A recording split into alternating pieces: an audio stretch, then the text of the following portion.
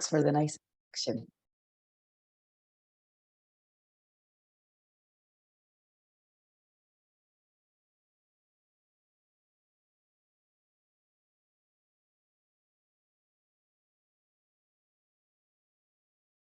Ah.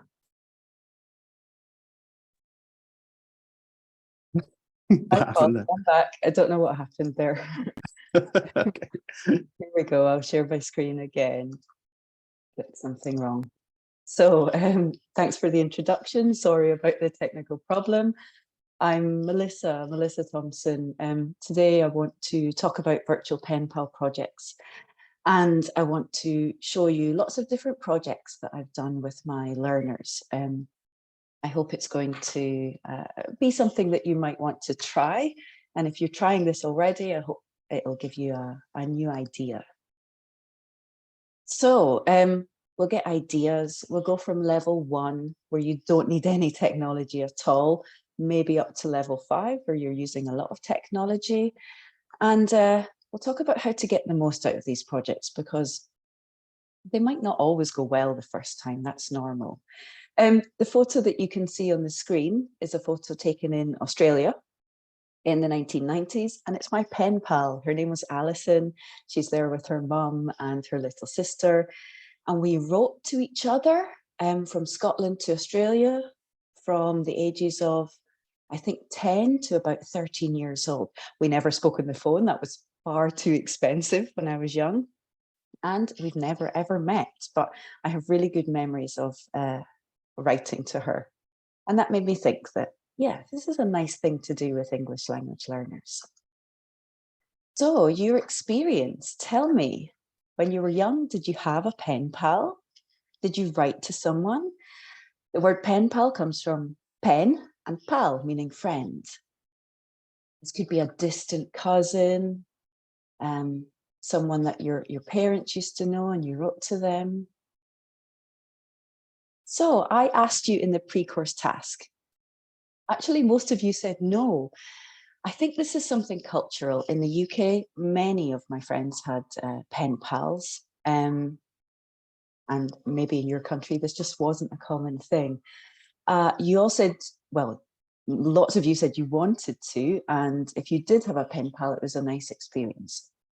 So I thought when I was planning this webinar, let's start from the very basics. Let's see what a very traditional pen pal project could be. So, paper pen pals, level 1. I got in contact with a teacher in Taiwan, and we agreed to swap letters, swap posters, and to swap envelopes full of tourist information. The only technology I needed here was email, to email the other teacher. So my class made posters, wrote letters, gathered things from around their city, and we sent a really big thick envelope from Spain to Taiwan. We waited a month, quite a long time, and then we received an envelope. We were so excited. I was actually maybe the most excited of everyone to receive this envelope and to have pictures of the food there, of the mountains.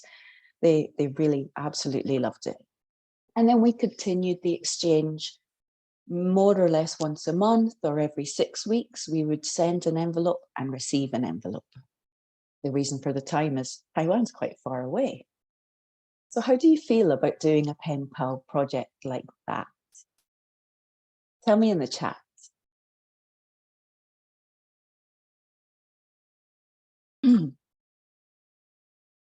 Okay, some people feel like 2, not entirely sure, but you're listening. That's great. Lots of people feel like 1. If you feel like 3, that's okay. I hope that what I tell you today makes you move up a level. All right, but the theme of today is ICT. So I want to show you 2 very simple extension ideas with technology that you can add to a simple pen pal project like this.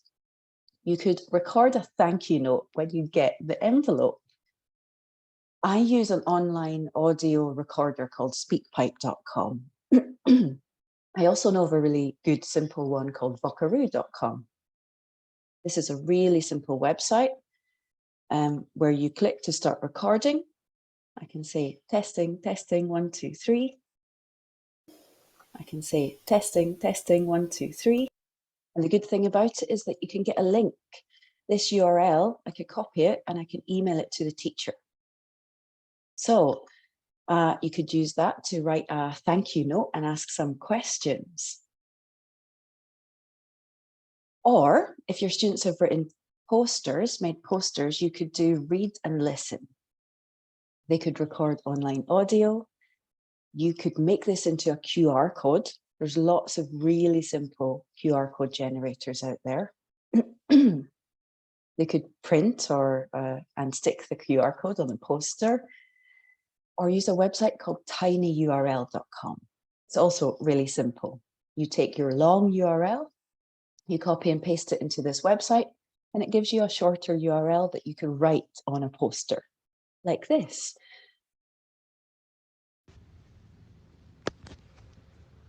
San Fermín is a very popular party in Spain culture. It took place in the month of July. So you get a poster in an envelope. It's really exciting. But if you can hear the voice of the person that sent you that envelope, it adds a whole other dimension to it.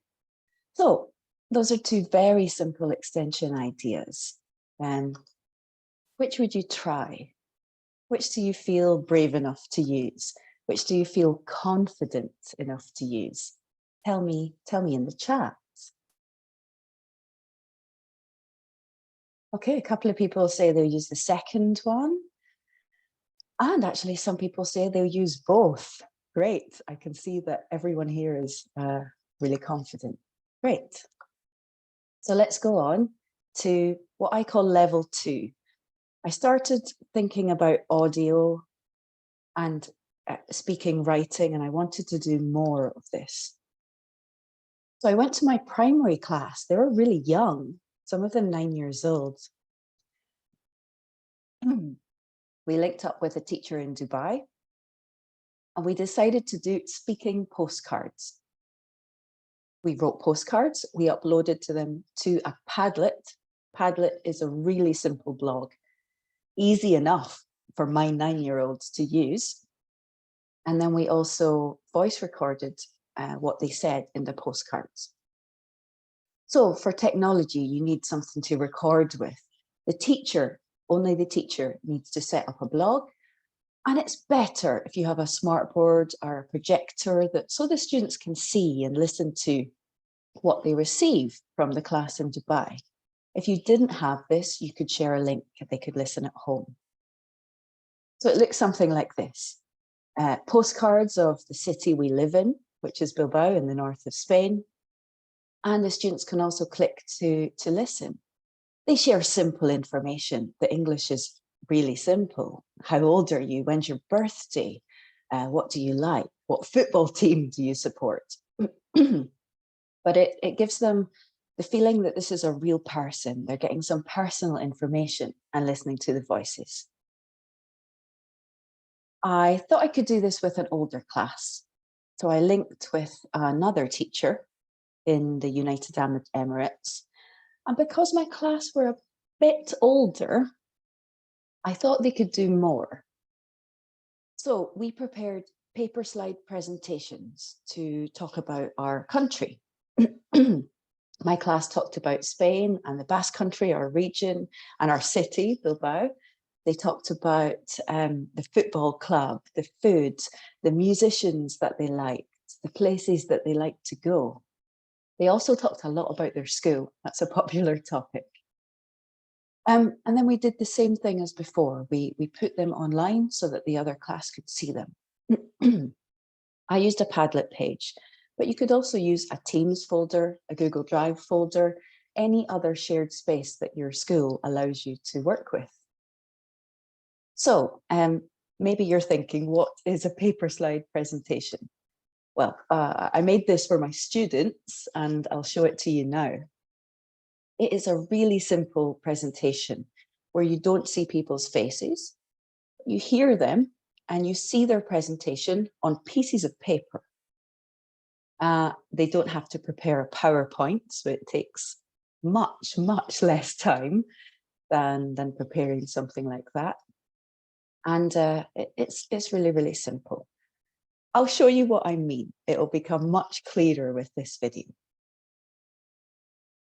It's Melissa.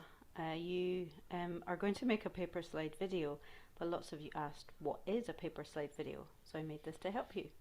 It's this. This is a paper slide video. You need to make your presentation on pieces of paper and you just move through them.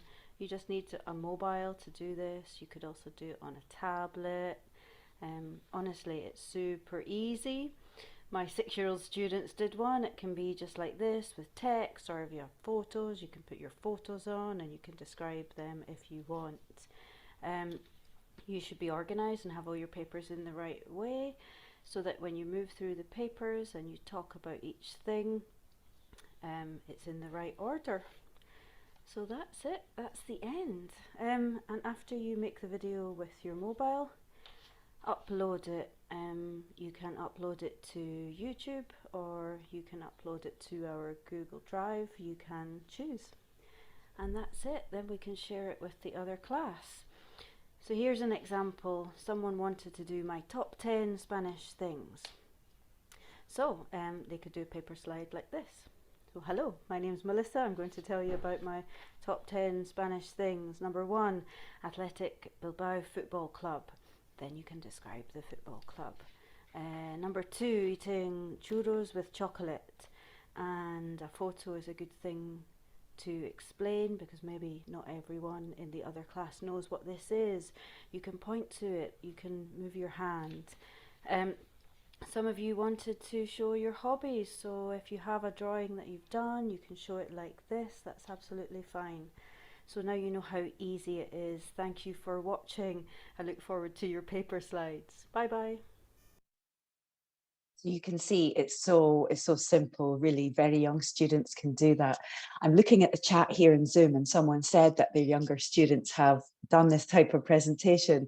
And I've got an example to show you of that as well.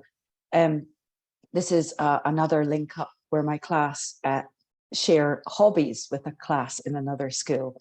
You can see how young a student can do this. I like rugby. My name is Miriam. I am a girl. I like shopping. I can run fast. I am Pello and I am a boy. I like fashion shows and I like playing basketball. I am Julen. So it creates something that looks really nice to send to another class, but it doesn't take a lot of technology. To be honest, for those younger students, I was holding the phone to film it because they were very young. But if they are 9 or 10, I'm sure that if someone in a group can do the filming. So we shared paper slides and we put them on a blog. We put them on a Padlet, and the other class sent them in for us to watch. It was really, really I like great. rugby. So I want to ask you, compared to the envelope and paper projects, the very simple one, what do you think are the advantages of these projects with voice recordings? They use a bit more technology. What are your ideas? I'll tell you if I agree with them. Write them in the chat. Christina says accessibility. Yes, that was one of my main aims. Waiting 6 months for an envelope and the possibility of the envelope getting lost. I wanted my students to access immediately what the other student had done.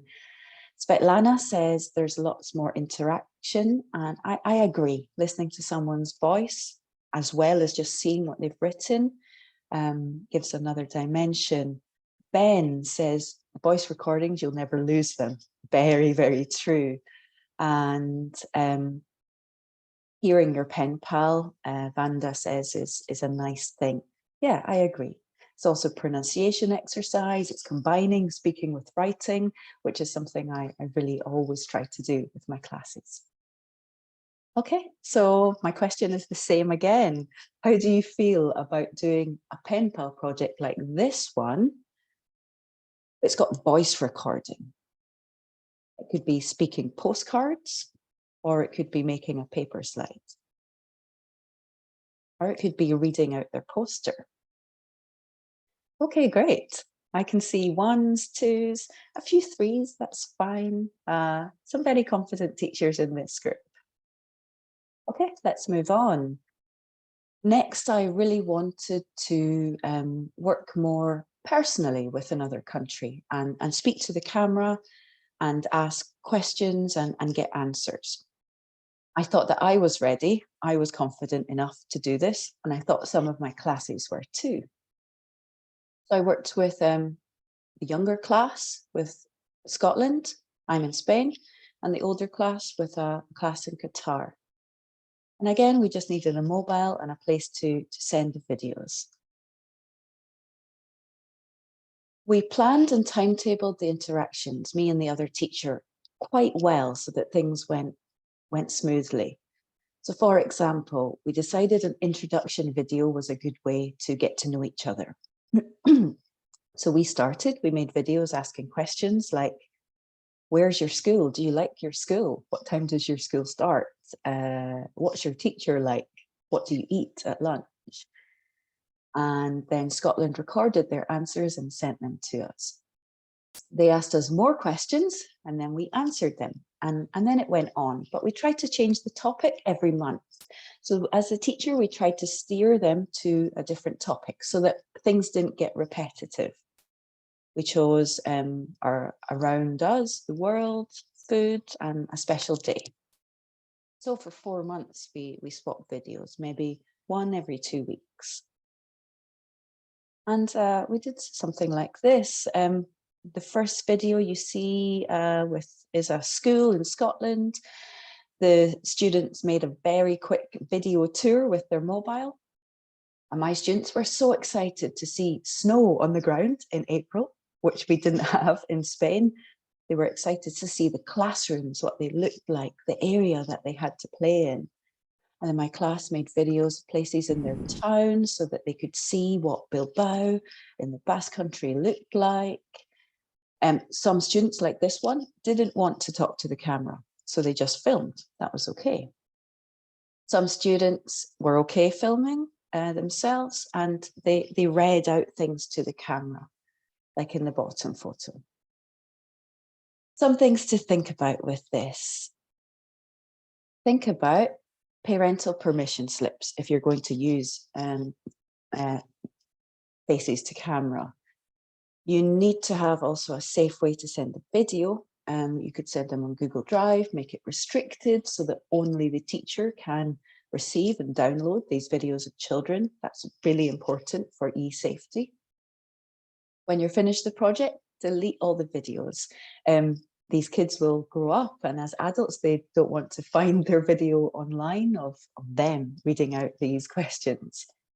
You're going to take photos and send them. Use a website like blur.me to blur or to hide faces. There's also video editing software to do this. That's something I haven't used yet, but I think is quite simple nowadays. My older students did things on Padlet instead of uploading to a Google Drive. They shared it. I gave them the link. And you can see with the yellow square, the first video that was sent from Qatar. They asked us in Bilbao a lot of questions, and then different groups chose to answer different questions. This group wanted to answer all the questions about football. And this group wanted to answer all the questions about timetables. What time do you have lunch? What time does school finish? How much homework do you get? And then my class also asked something about Ramadan because they'd seen it on the news. So one boy sent a video back explaining Ramadan, and then they sent many more videos. This Padlet goes down, down, down a lot further. I really enjoyed this exchange. The students had a lot more control. It was a lot more organic. They chose what they would answer. They chose what they would ask. So I feel like they had more ownership. They felt really in control of it. And that gave them confidence and a different excitement level. I still controlled quite a lot. I kept the post moderated so that when someone posted a video, I had to click yes for it to appear. But I really enjoyed it. If I was going to do this again, I would try it on a website called flip.com.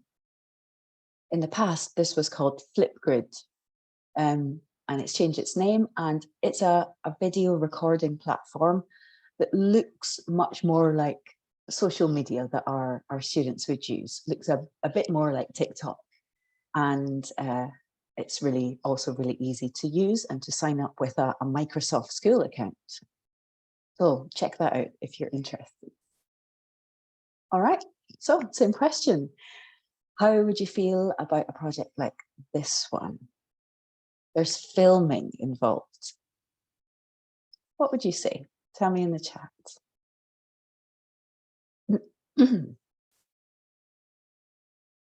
Okay, as a little bit less ones this time, I can see.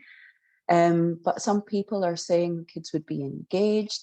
One teacher, thank you, really recommends flip.com. Great, I'd love to know more about that. Okay, thanks.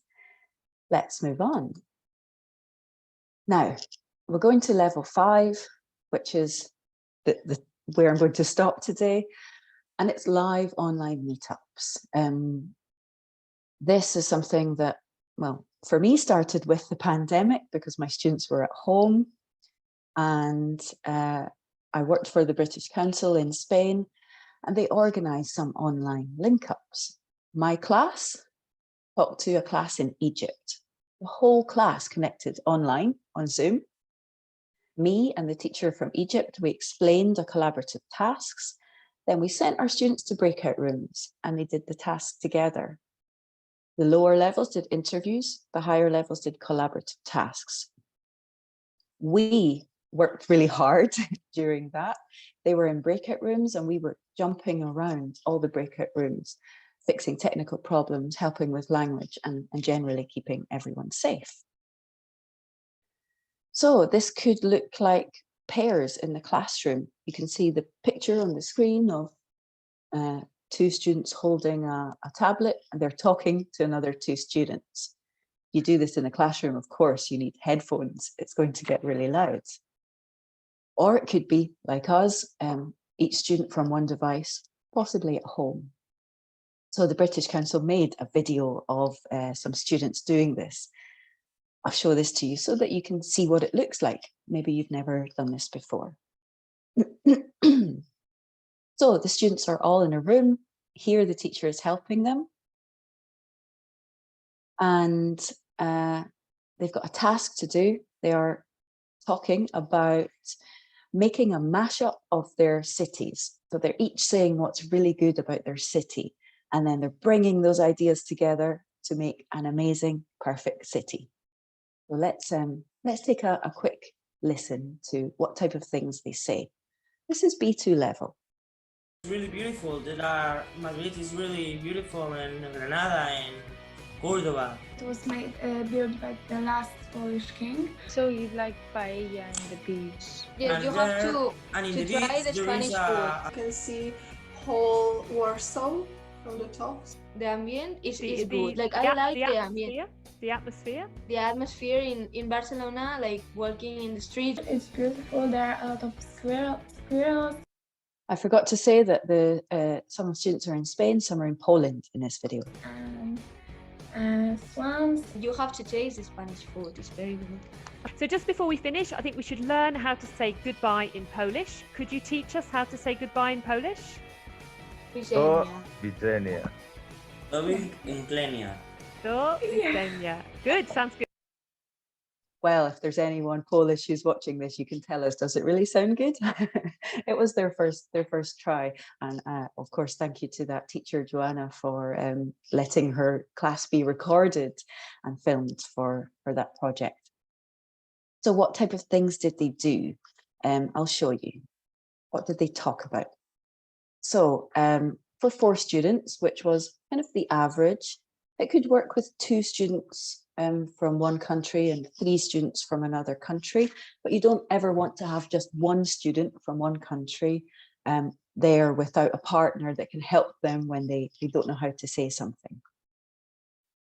The types of tasks they did were, for example, design an ideal school, make a city mashup, plan a party for both classes with food from both cultures.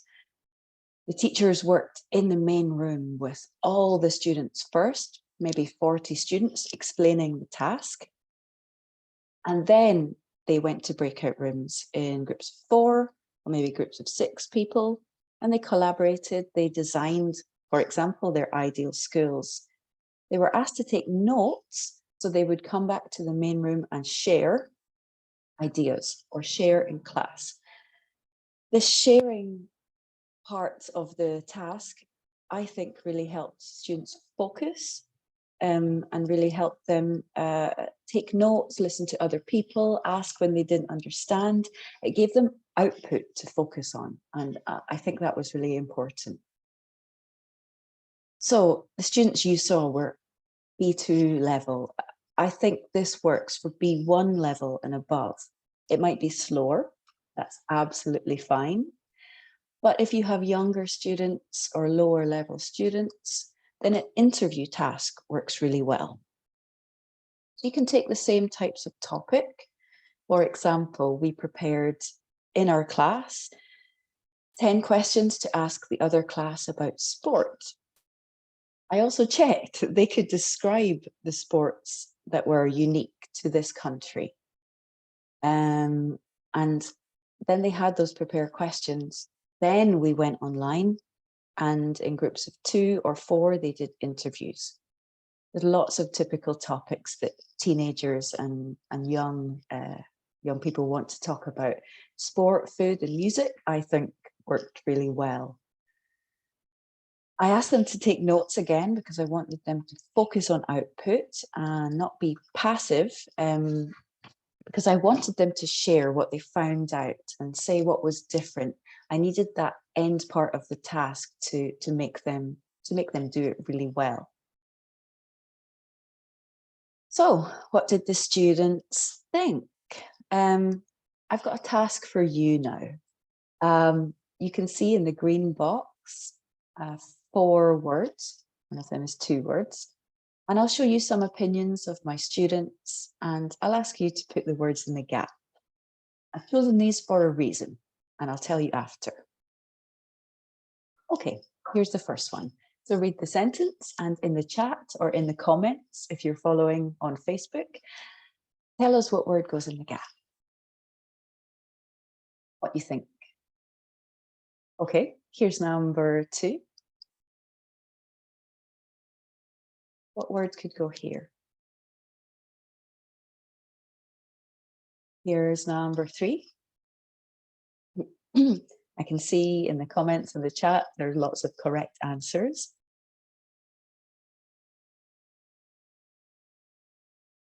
And here's number 4. Okay, let's go through each answer. Being smiley, being friendly was one thing that I saw made a very, very big difference in these exchanges. The students might be nervous, they're young teenagers, but reminding them to be approachable really helped the conversations get started.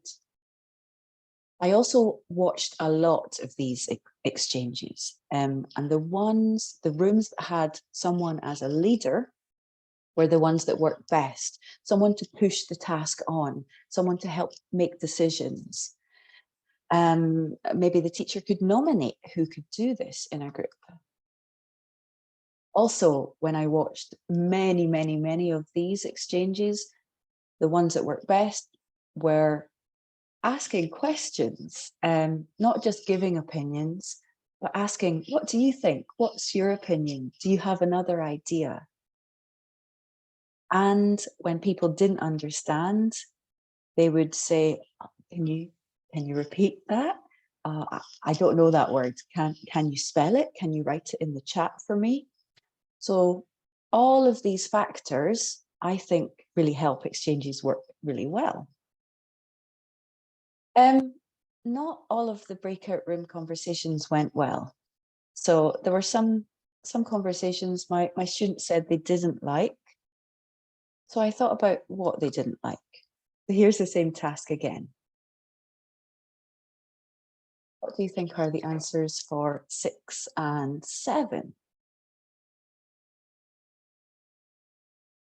I was really happy that my students were honest, actually, telling me what they didn't like, because it helped us get better.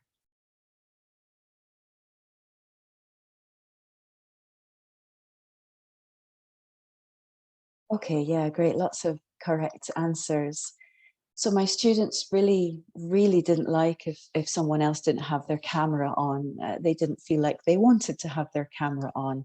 And if students were too quiet, there was a domino effect. If one student was quiet with no camera, then very quickly all students were quiet with no cameras. And if you agree with everyone's idea and you don't ask questions and you don't say, oh, tell me your idea, I'm not sure about that, then tasks finish too quickly, and there's not a lot of language spoken, of course. So I thought about the good experiences and the bad experiences. I thought, oh, it's a lot of work for me. It's a lot of class time, and I have a lot of other things to do. Is it worth it? Tell me what you think. Tell me in the chat. I also asked you in the pre-webinar survey this question, connected to is it worth it? What are the benefits of communicating with other people learning English who don't speak the same L1 as you? So my students in Spain speaking to students in Turkey, for example. Are there enough benefits to make it worth it? So I asked you, and thank you to everyone that responded. Lots of responses said they're going to learn about culture. That's great. I think that's a fantastic byproduct. But as a language teacher, that isn't part of my syllabus, but I'm happy it happens. I'm really happy they get fluency practice, that they find out that they can speak and people understand them, and that mistakes are okay, and that their accent is fine. It's normal to have another accent speaking English. A few of you, only a few of you, said that they could learn some new words. Actually, at that time, I was doing a master's project, and that last one, learning new words, learning new language, was something that I started to become even more interested in. So I thought of 2 different questions for my master's project. Number 1, about helping students be better digital pen pals. And number 2, thinking of trying to answer the question of can they learn language while they're doing this to make it worth the class time. I read a lot of academic papers and I found a perfect model to base my master's dissertation on. The researcher Sato did lots of research on interaction mindset. Maybe you've heard the phrase positive mindset or growth mindset. This is quite similar, but refers to talking with peers, doing language tasks. And it's their attitude towards a task and the people they talk to. You can go to a task with a collaborative attitude or an uncollaborative attitude. And that naturally affects your interactional behavior, what happens in the room. And this doesn't mean behavior like, pardon me, smiling, being friendly, actually behavior that can help you learn English, like saying, oh, I didn't hear that. Can you say it again? Or I don't know this word. Is this correct?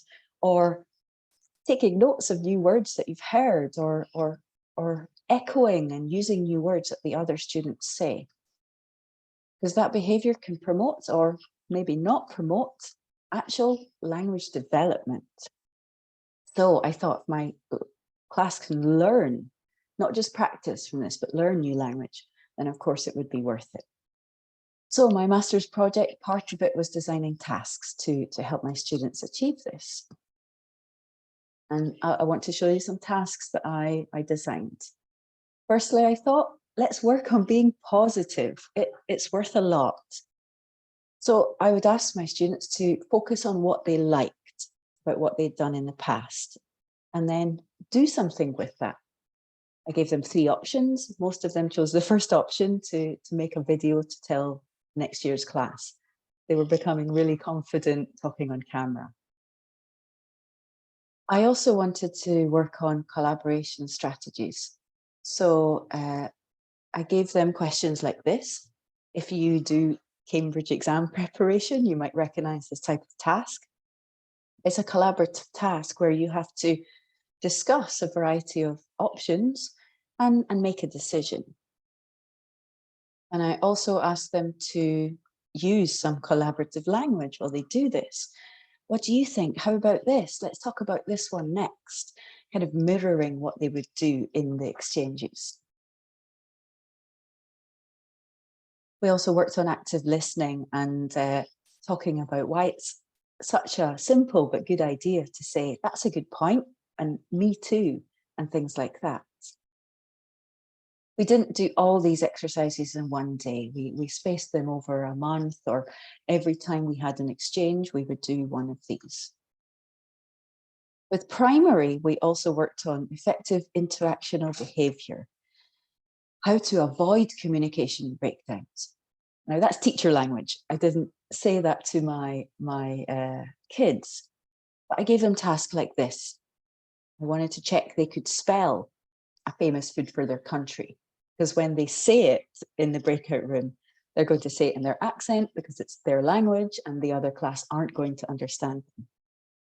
And we discussed things like, how do you feel when someone says, can you repeat that? And that it's not a bad thing, that it can lead to learning. With older classes, I did a bit more. So we worked on phrases to use to get over communication breakdowns. And I made little scripts, kind of semi-authentic, based on some conversations that I'd seen, where mistakes were made, but where language learning moments were possible. So, for example, here, the Spanish girl says, what do you want to put in the perfect school? To not have uniform. But nobody else understands what she says. So they ask and they try to lead her to the correct answer. They repair the breakdown, and hopefully that girl knows better how to pronounce that word. Also here, a Thai boy doesn't know the word flexible, but he tries. He makes an attempt, which is great. That's half of the battle. And then the other group help him to get the correct word. So this is interactional behavior that the academic Sato said that can lead to language learning. So if I could show my students this as a model, hopefully they could do that. We also did self-assessments. It showed what I expected, it helped set goals, and it helped them to see their progress. So I know your big question is, but how do I find a partner? How do you find these teachers?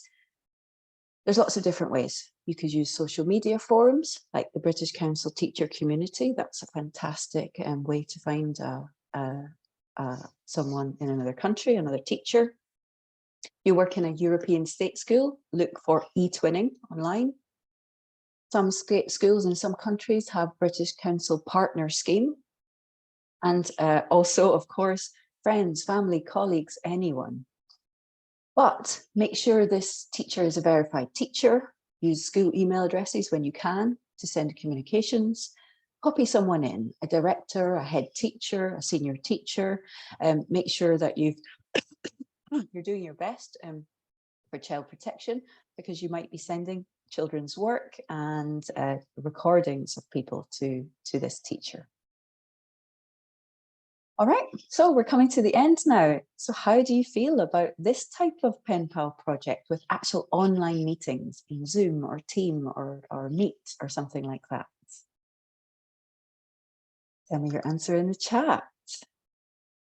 Tell you the truth, I felt like 2 or 3 when I started, and now I feel fine about it. My students really enjoy it, and I know that the first meeting can be difficult. It can, but it can get better with learner training. Definitely can. Okay, so there are typical problems, and I want to know how your problem solving skills are. Imagine you had only one camera, but you have a class of 40. It's the reality in lots of our countries, isn't it? What would you do? Write an idea in the chat.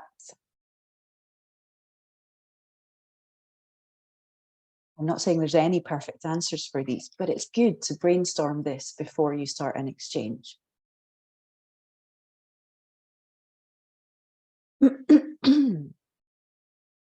Dividing the class into groups, maybe one group does it one day. Yeah, great idea, taking turns.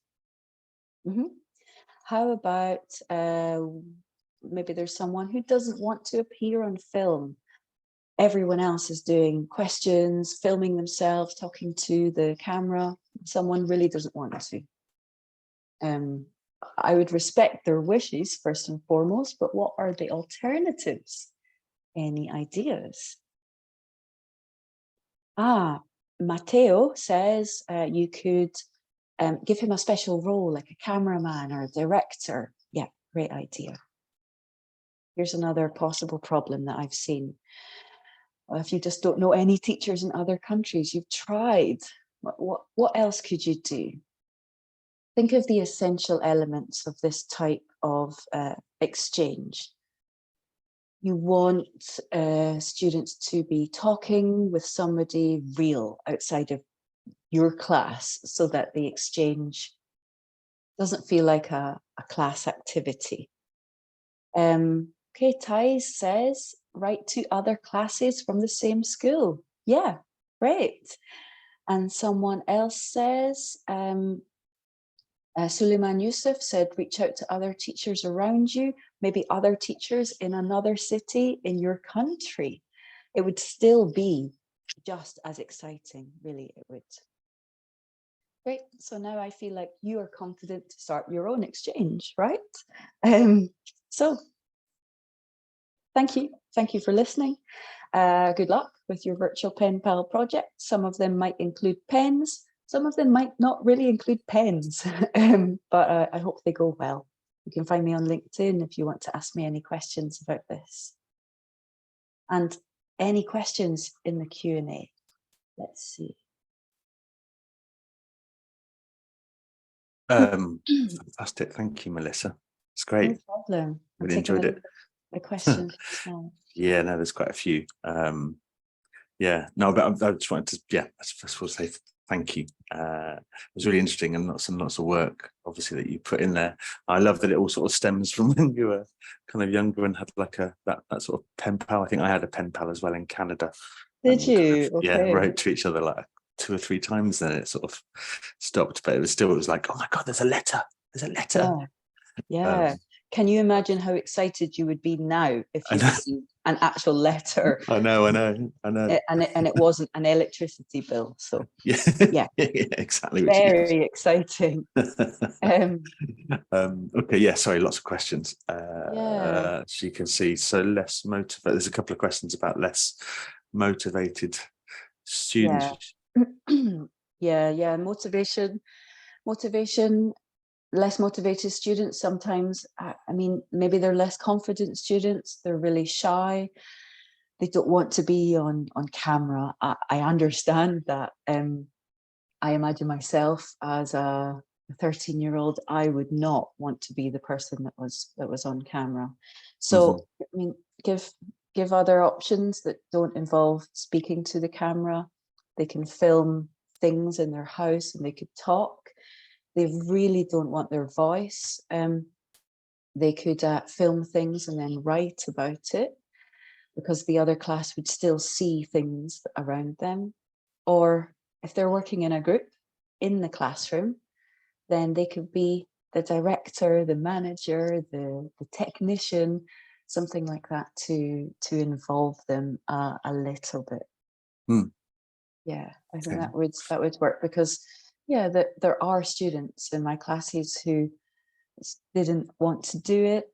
To be honest, we managed to get them in the end to do something, but at first some of them were too embarrassed, and I totally understand that. Okay.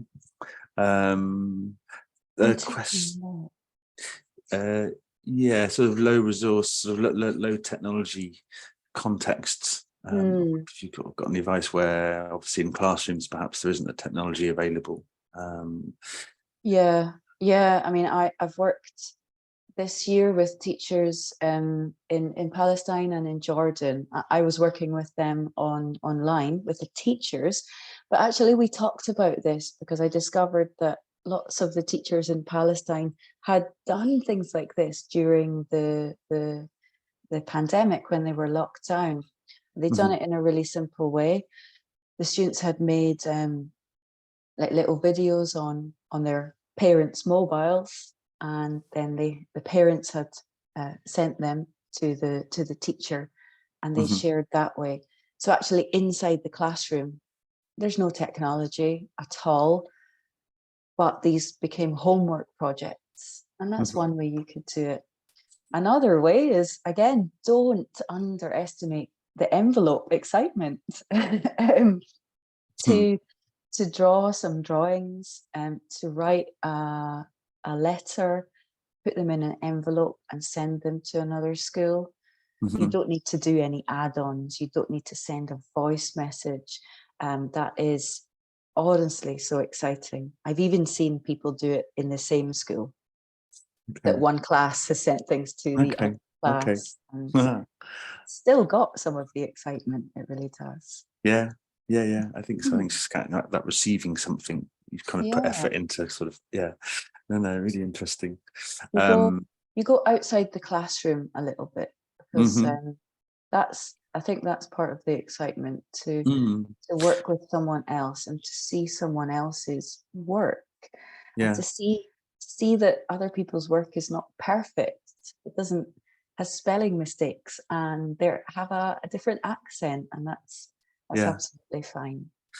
I mean, I guess as well, it's that kind of, learning a language. Often, in the classroom, it's very much about, completing an exercise or an activity or doing a reading, or, and something like this is a very sort of real world, tangible kind of thing that you can see. It's, that your language learning has caused this real world thing where someone is responding to you and kind of engaging with you. So this, I don't know, sort of see how, the benefits of that kind of language learning in the real world, which is, I think, really powerful, actually. And to sometimes go back to simple questions like high school students they end up talking about food and sport and these simple topics that the textbooks have moved on from, but actually there's things that teenagers want to talk about, and they revise things, they go back over simple vocabulary. It works well. Let's see. Well, lots of people are asking, how do you find pen pals? That is by far the most difficult part of doing this.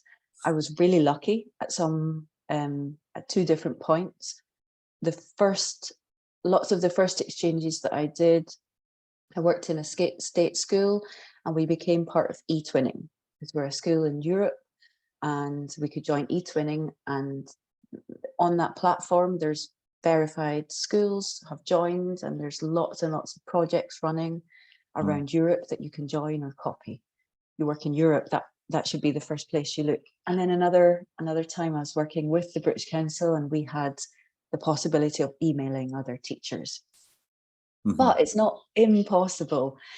Got to think of everyone around you, friends, family, other teachers you've met on training courses, and try to find someone in another school, in another city, or in another country.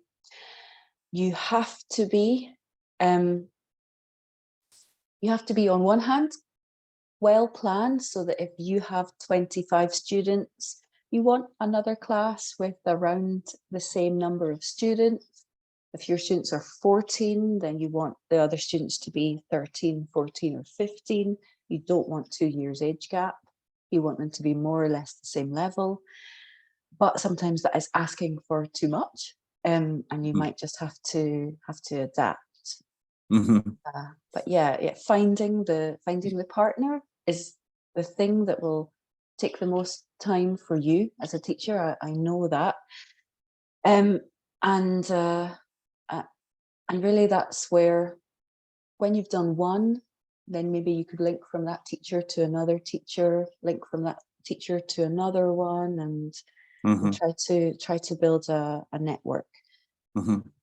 But yeah, you need to put in some time at the start to do that. There's no way around that. But I think it's worth it in the end. I really do.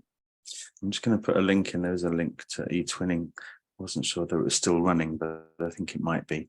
I know connecting classrooms. I think that project has ended now. I was just trying to find a link. Yeah, the British Council used to run where you mentioned it, the connecting classrooms, but that ended last year. So that's not possible. But yeah, I mean, I guess like you're saying, Melissa, I mean, I think as most of us are on kind of social media and possibly in online sort of communities of practice, then it's something that can kind of happen that way initially, potentially, I guess, through discussion with sort of online communities to identify teachers. But like you say, there's a bit of effort that needs to go into it. Sadly. Yeah. Okay, got maybe time for another question. There's a two-part question that I saw earlier from where is it? Okay, from Marisha. She says that she noticed that most of the tasks were carried out using scaffolding. How might the same results be achieved for a teacher, for example, who's not familiar with this approach or skips this bit due to time constraints? To be honest, I learned the hard way that you need that scaffolding, because the first exchanges I did, we just went online and we're going to talk. And that's when I saw that some students didn't like it. Some conversations didn't go well. There was periods of silence where nobody knew what to say. Not in all, but in some of them. And then that's when I went to create the materials and have a look at what they needed, what they were lacking. And actually there's quite a lot of speaking resources on the British Council Learn English Teens website. I'm going to put a link into. In the exams section, there's some resources that one of them is about turn taking, the other one is about agreeing and disagreeing, and the other one I can't remember. It's about when you don't know the exact words. And so if you don't have time to create materials, then those are really useful. Students could do those as homework activities if time is a problem, because I think really you do need to build up to having good conversations. And it takes a bit of time. The first time might not go perfectly, but really keep going. Again, now that I've done lots, I think it's worth it. I really do. Excellent. Booking of time, we sort of pretty much run out of time. But thank you again, Melissa. It was great. It was really interesting. Really enjoyed that. And from the chat, it looks like everyone else did as well.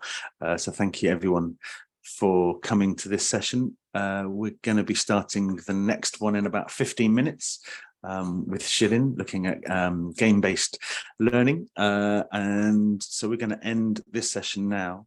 If you're planning to join the next session, then you'll go back to the lobby, and in the same way as you joined this session with Melissa, you'll be able to click or tap on the blue join button to join Shirin's session in about 15 minutes. Alexia, do you have the link of the next session? Well, Alexia, you registered for the whole event. So as I just said, what will happen is you'll go back to the lobby and you'll be able to see the session that's coming up, and you'll just be able to click on the join button. Okay. All right. So hopefully see you all in about 15 minutes. Thanks very much. And thank you again, Melissa. Thanks, Paul. Thanks, everyone. And good luck. See you soon. Bye. Bye, everyone.